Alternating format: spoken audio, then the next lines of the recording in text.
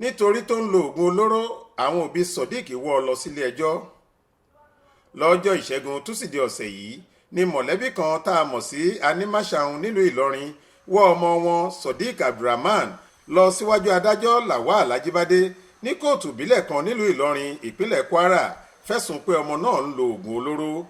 Mọ̀lẹ́bí sọ fúnlé ẹjọ́ pé ṣe ni Abdulrahman kẹ́gbẹ́kẹ́gbẹ́ tó sì ń lo oògùn olóró. Wọ́n ní kó kọ́ṣẹ́ ọwọ́ ó kọ̀ jálẹ̀. Wọ́n tún gbé e lọ sọ́gbà tí wọ́n ti lè ṣe àtúnṣe fún un. Ó náà kò lè dúró níbẹ̀. Wọ́n wá rọ ilé ẹjọ́ kó pàṣẹ kí wọ́n gbé ọmọ náà lọ sí ọgbà àtúnṣe kó má lè rìn papọ̀ pẹ̀lú àwọn tó ń bá rìn mọ́ kó lè wúlò fún ara ẹ̀ lọ́jọ́ ọ̀la. Adájọ́ béèrè lọ́wọ́ Abdulrahman pé ṣé lóòótọ́ ni ó máa ń lo oògùn olóró. Ó dáhùn pé lóòótọ́ ni òun máa ń mugbó àti tramadol. Ó fi kún un pé ọgbà àtúnṣe tí wọ́n gbé òun lọ kò yàtọ̀ sí ọgbà ẹ̀wọ̀n àti pé àwọn ojú tóun rí nínú ọgbà náà ló ń bòun lẹ́rù. Fún ìdí èyí ibẹ̀ kò lè rọrùn fóun láti máa gbé. Ó tẹ̀síwájú pé òun fẹ́ kádájọ́ béèrè lọ́wọ́ wọn pé oṣù mélòó lòun yóò lò ní ọgbà àtúnṣe náà bí wọ́n bá móun lọ àbí òun yóò máa gbé bẹ̀ títí láéláé ni.